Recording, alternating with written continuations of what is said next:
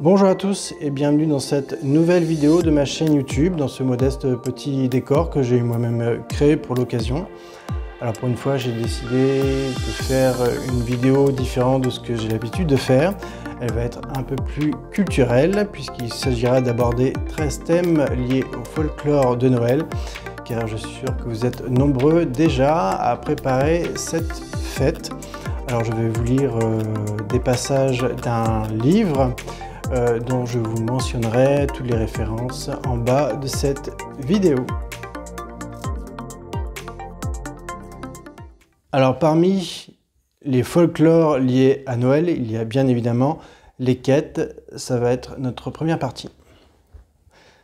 Il était de tradition que des groupes, le soir de Noël ou le lendemain, de ferme en ferme, quêtaient quelques dons. C'est ainsi qu'en Bretagne, selon Jean Cholot, les enfants de chœur allaient de porte en porte annoncer la venue de l'enfant Jésus en chant de Noël. Quand les chanteurs étaient mal accueillis, qu'on leur fermait la porte ou ne leur donnait aucune obole, ils injuriaient les gens. Selon la ville marquée dans le Barzaz-Brèze jusqu'au XIXe siècle, les mendiants reconnus comme tels en Bretagne, qu'on appelait les étrenneurs, pauvres gens qui se réunissent toutes les nuits par groupe à l'époque de Noël, quêtent de village en village en chantant. Ils chargent un vieux cheval qui les suit. Ces mendiants appelaient la bénédiction de Dieu sur la maison dont ils faisaient un éloge pompeux, puis réclamaient de la viande, du lard.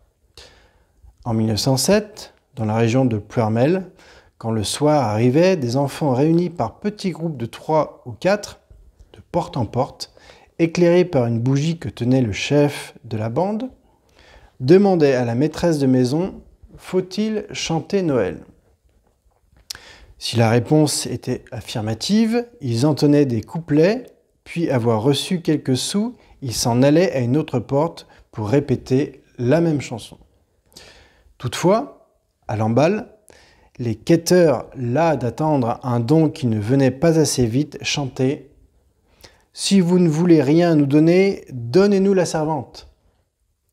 À Pleine Fougère, en 1943, le don concernait des morceaux de pain, des noix, des pommes, du beurre, et le cantique était le suivant.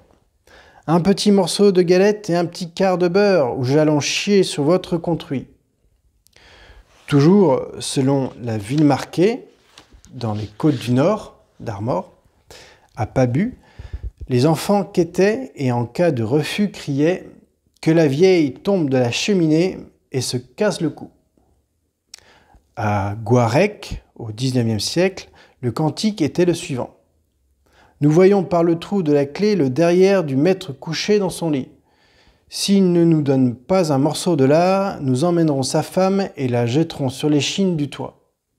Que la maîtresse aille au charnier avec sa hache et son couteau, qu'elle ne coupe pas trop près de l'os, elle pourrait s'écorcher la main. Si les paysans étaient généreux, on leur chantait « L'année prochaine, nous reviendrons ». Mais si la porte restait close et que l'on n'offrait rien du tout, le cantique répétait « Mère au rat, allez dans votre maison et emmerdez-la ».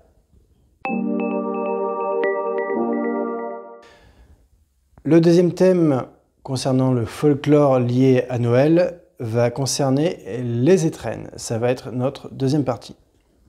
Selon Alain Ray, l'origine du mot étrenne, qui date sûrement de 1165, est latine et vient de strena, qui signifie pronostic, présage, cadeau, de bon augure, don offert pour une circonstance précise. Et par extension, le premier usage qu'on fait d'une chose, avoir l'étrenne d'une femme, la première vente. Par métonymie, la période où l'on fait des étrennes. Mais aussi donner les étrennes, ce qui en argot signifie jouer un vilain coup, être le premier à souffrir de quelque inconvénient. L'échange n'est pas uniquement d'ordre économique puisqu'il s'agit également d'un élément magique. Les petits boutiquiers, les pauvres marchands de fruits et de légumes considèrent beaucoup la qualité de la personne qui leur achète la première. Aussi les maraîchères, préfère-t-elle ne pas vendre plutôt que d'être étrenée par certaines personnes? Une femme bonne et charitable sera toujours de bonne étrenne. Il est de bon augure aussi d'être étrenné par une femme de mœurs légères, tant pour l'année que pour la journée. Dans ce cas, la marchande disait « Que le bon Dieu bénisse la main qui m'étrenne ».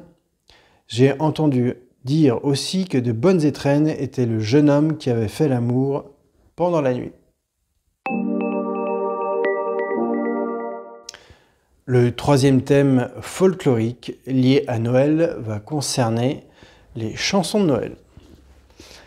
Les folkloristes opposent les cantiques d'origine religieuse et les chansons de Noël d'origine populaire qui, selon Poulaille, de temps en temps, entraient à l'église en invité. Il est certain que les chansons populaires de Noël ne concernaient pas seulement cette période et qu'elles exprimaient plutôt rudement les passions humaines. Citons ainsi un cantique populaire breton. « Prenons chacun une gaule, marchons par bourg, marchons par ville et allons tous au mariement de la Vierge joyeusement. Et prenons chacun une gaule. À qui la gaule fleurira, Vierge Marie épousera. Le bon Joseph en avait une, depuis 7 ans coupée était. Entre ses mains, elle fleurissait. Le bon Joseph la prit pour femme. Le grande honte qu'il en avait dans son manteau, il la cachait. La première nuit qu'ils couchent ensemble, a mis la main sur son côté, sentit l'enfant Jésus bouger. De grand matin, Joseph se lève, bien promptement s'est habillé.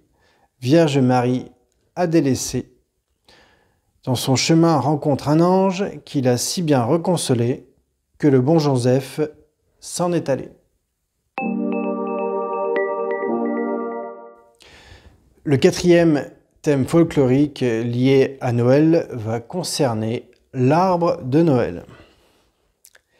Il s'agirait d'une coutume récente, très certainement d'origine allemande et aristocratique, qui ne se répandit en Europe dans les campagnes qu'entre 1870 et 1880. Très rare dans les écoles avant 1840, l'usage de l'arbre Noël s'est répandu dans l'Europe du Nord, mais la Russie, l'Espagne, le Portugal et l'Italie restent fidèles à la crèche.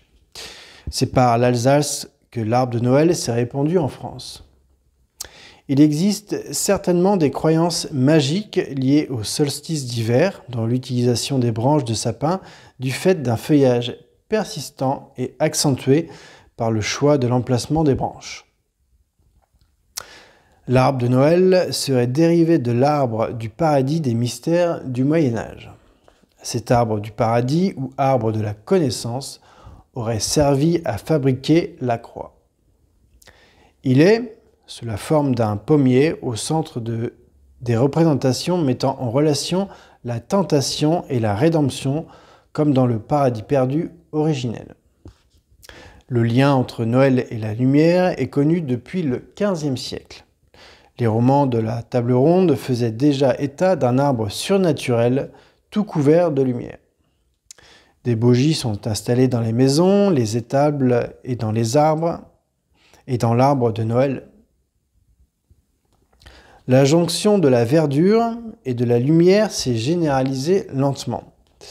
Des pommes, des noix et du pain d'épices, des gâteaux enveloppés dans du papier doré, des papiers découpés, préparés à la maison, puis avec l'industrialisation de la neige artificielle, des serpentins, des cheveux d'ange, des boules de verre, puis des guirlandes électriques décorent cet arbre. Ce sapin protège de l'orage, remplace dans ce rôle la bûche qui a disparu avec l'âtre. Il est aussi un symbole de fécondité. À noter qu'en Alsace, les sapins de Noël sont replantés dans les cimetières. Les tombes des enfants sont décorées avec des sapins portant des boules et des bougies allumées et changées pendant la période de Noël. Le sapin, invention récente de l'Europe moderne, a conquis très rapidement l'Amérique sous l'influence de l'émigration allemande. L'arbre de Noël fut condamné comme mode païenne et exotique par le Vatican. Il symbolisait, prenait la place de l'arbre de vie Yggdrasil. Il en est son reflet avec ses décorations, ses guirlandes, ses bandelettes, avec au sommet l'étoile qui continue de symboliser l'étoile polaire, le trou du ciel, reflet de l'axe cosmique, point de fixité de la roue de la destinée. Le cinquième thème folklorique lié à Noël sera la bûche. Quant à la bûche de Noël, selon Van Gennep, elle devrait être dure, ce qui explique par le désir de la voir brûler lentement et longtemps. Qualité plus importante encore, que la bûche provienne d'un arbre fruitier, que ce soit du pommier, du prunier ou de l'olivier, car le choix de la bûche était déterminé par l'idée que brûler un tronc d'arbre fruitier assure de nombreux fruits de la même espèce l'année suivante. Ainsi s'explique le choix des troncs de chêne ou de hêtre, car les glands et les faînes ont longtemps nourri les humains. Les tisons de la bûche, la cendre, sont des talismans, porte-bonheur qui préservent la maison, ses habitants, les animaux, les champs et les récoltes, et protègent des maladies et des accidents. Mais il est interdit de s'asseoir sur la bûche, car la punition sera la suivante, que le feu vous prenne au cul, à savoir des furoncles ou la gale. Le sixième thème folklorique lié à Noël que je vais aborder maintenant est la messe de minuit. Les prêtres disaient 3 messes, les unes après les autres, mais la première était la plus importante. Dans plusieurs régions de France, le De Fructus a donné lieu à des coutumes diverses. Cela consistait en offrandes en nature. Du pain enzyme, des fruits divers, du pâté, du jambon, des gâteaux, des dragées et même du vin. La distribution se faisait au moment du Benedictus, c'est-à-dire que tous les assistants se jetaient sur les victuailles, se les disputaient. Cela s'accompagnait de chants, de cris et parfois même d'injures. Mais on tenait si fort à cet usage qu'on y avait affecté une certaine somme de crainte que l'avarice ne le fît cesser. D'où les vitupérations d'Érasme qui, en 1521, écrivait « On entend de honteuses chansons d'amour d'après lesquelles dansent les mauvais garçons et les filles publiques. Ainsi, on court en foule dans les églises comme en un lieu de divertissement pour entendre quelque chose de gai et de réjouissant. » La valeur magique des 3 messes de minuit allait de soi. En y assistant, on ne saurait périr ni par l'eau, ni par le feu, ni par le fer.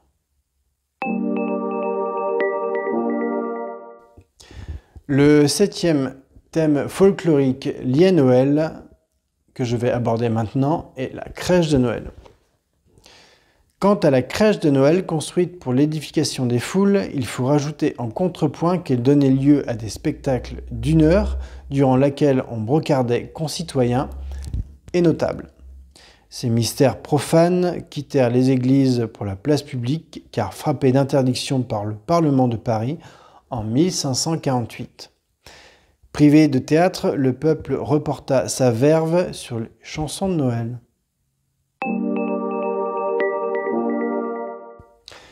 Il y a un thème folklorique qu'il est important d'aborder, puisqu'il s'agit bien sûr du fameux réveillon, le réveillon de Noël.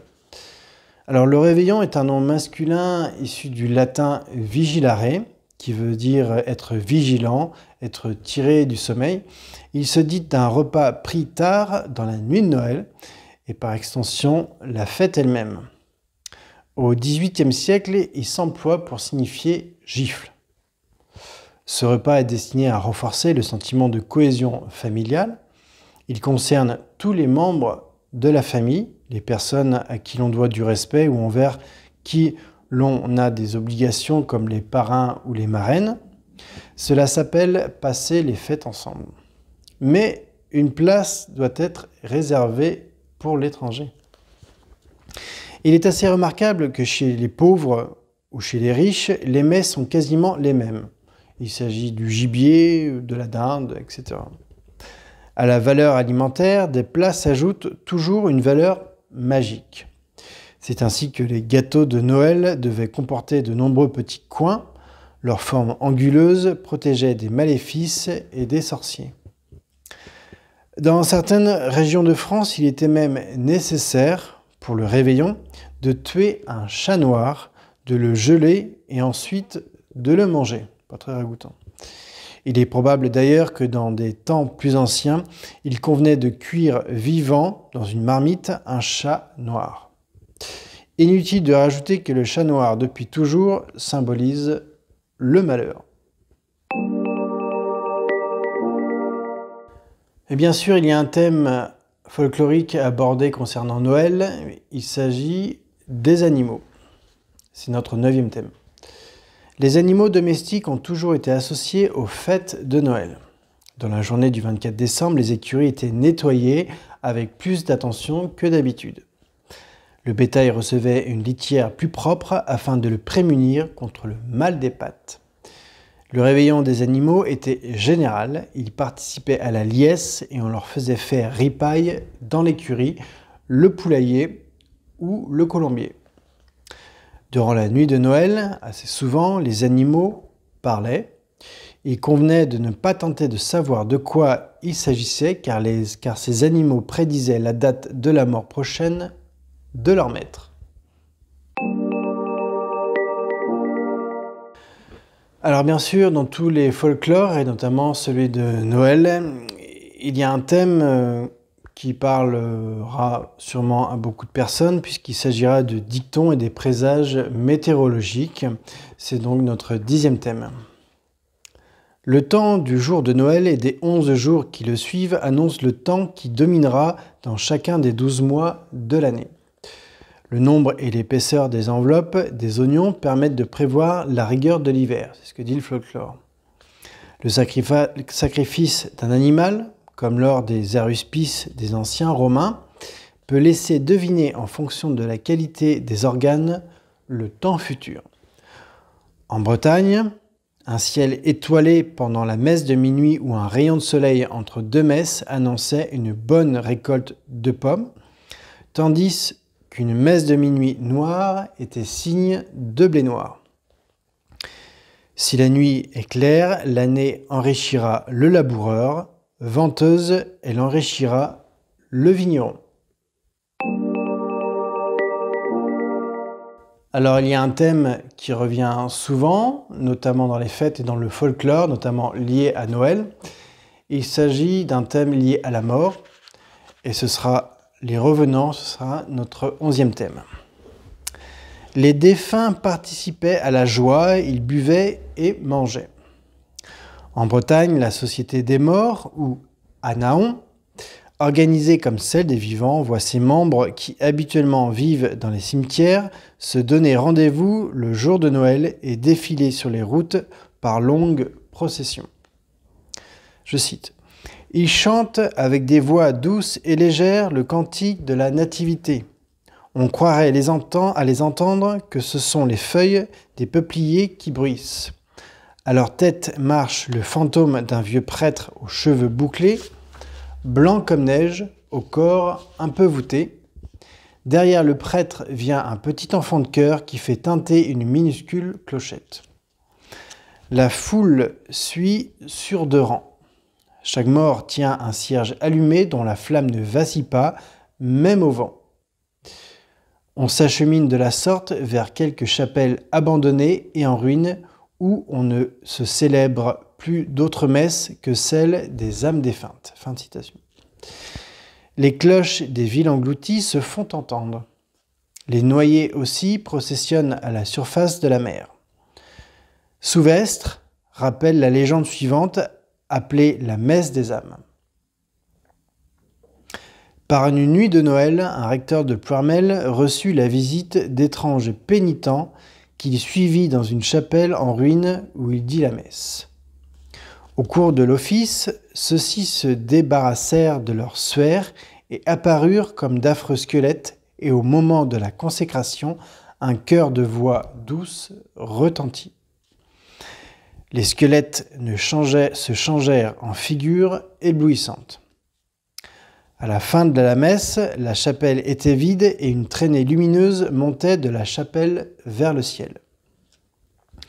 Le prêtre venait de délivrer une troupe d'angoisseux du purgatoire. Une messe des angoisseux était célébrée chaque année. La mort sur son cheval noir se rend à l'église et pendant la messe de minuit marque ceux qui doivent mourir. Ou encore, il s'agit d'un chariot, d'une charrette à bœufs qui s'arrête et dont l'essieu crie devant la maison de la personne qui mourra dans l'année. Pendant la nuit de Noël, on entend dans les airs le chasseur sauvage, condamné de toute éternité à chasser car n'ayant pas respecté durant son vivant le repos dominical. Alors, parmi les thèmes folkloriques liés à la fête de Noël, il y a bien sûr les croyances magiques, c'est notre 12e partie. Si Noël advenait un dimanche, les récoltes étaient bonnes, mais le vendredi annonçait des tempêtes. Les enfants nés pendant la nuit de Noël jouissent de pouvoirs spéciaux, celui d'annuler ou détourner ceux des sorciers et la possibilité de lier conversation avec les âmes des morts. L'examen des cendres du foyer renseignait sur les morts prochaines. Rappelons les vertus du pain de Noël qui se gardait d'une année à l'autre et qui était censé guérir les bêtes et les gens. L'usage de faire bénir les semences subsiste encore dans de nombreux pays. Les cultivateurs apportent à l'église un échantillon qui ensuite est aspergé d'eau bénite. Autre pratique magique, entourer les arbres fruitiers d'une ceinture de paille censée les protéger de la gelée. Ce lien permettait à ces arbres de produire de nombreux fruits l'année suivante. Des plantes peuvent pleurer en hiver et même chanter. Il existait aussi de nombreux rites et croyances relatifs aux animaux nuisibles. Ainsi, afin de chasser les rats, il fallait réciter 5 Pater et 5 Ave. Alors bien sûr, dans le folklore de Noël, il y a un thème que je vais aborder. Il s'agit des tabous de Noël, c'est notre 13e et dernier thème. Alors, d'une manière générale, il est interdit de se marier, de fêter un baptême, de prêter serment le jour de Noël. Par contre, il y avait obligation pour la nuit de Noël, dans le cadre d'une fête de l'oubli, c'est son nom, de se réconcilier. Alors en fait, il s'agit de faire un repas qui avait lieu dans l'église même, et ceux qui avaient trinqué devaient oublier leurs différends. Ce qui correspond à une origine qui viendrait de la trêve des confiseurs. Durant cette période de Noël, il convenait également de s'interdire les jeux de hasard qui étaient considérés comme lucifériens, donc qui venaient de l'enfer. Pourtant, les archevêques et les évêques étaient friands des jeux de paume. Qui plus est, ils dansaient avec leur clergé dans les monastères, pratique que les conciles avaient condamnée depuis le Moyen-Âge. Il est aussi interdit de faire le pain, la lessive durant la nuit de Noël, de faire travailler les bêtes de trait, les bœufs, les vaches, de pénétrer dans l'étable entre 11h et minuit le 24 décembre. Interdiction également de filer, de coudre, de donner du feu à son voisin car cela porte malheur. Même si la période de Noël n'est pas une période de pénitence, il convenait néanmoins, la veille de Noël, de faire maigre. Selon von Gennep, il ne faut surtout pas croire que les prescriptions et les interdits de l'Église signent un processus de christianisation effectif. Il s'agit la plupart du temps d'éléments purement folkloriques, populaires. Voilà, c'est ainsi que se termine cette vidéo sur les 13 thèmes folkloriques liés à Noël. J'espère qu'elle vous aura intéressé. Quant à moi, il ne reste plus qu'à vous souhaiter d'excellentes fêtes de fin d'année et notamment Noël en famille, je l'espère. À bientôt.